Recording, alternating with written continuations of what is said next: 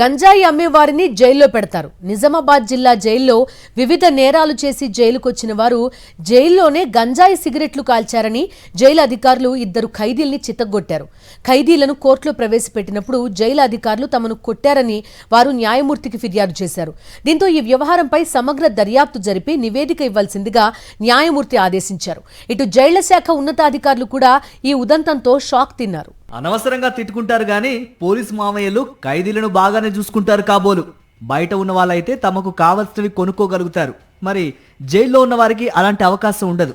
కానీ నిజామాబాద్ జిల్లా కారాగారంలో ఖైదీలకు చక్కగా గంజాయి, గుట్కా ప్యాకెట్లు, సిగరెట్లు లోటు లేకుండా అందుతున్నాయి.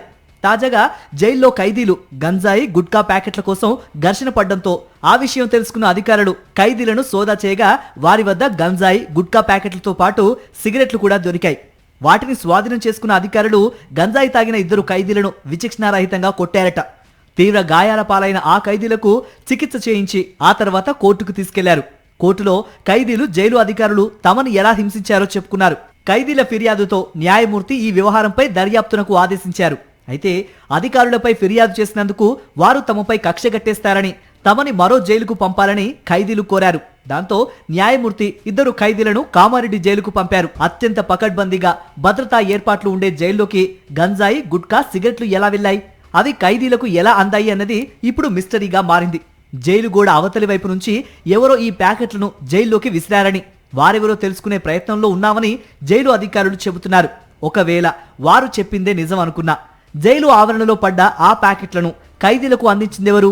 జైలు సిబ్బంది సహకారం లేకపోతే ఖైదీలకు అవి అందే అవకాశం ఉండదు.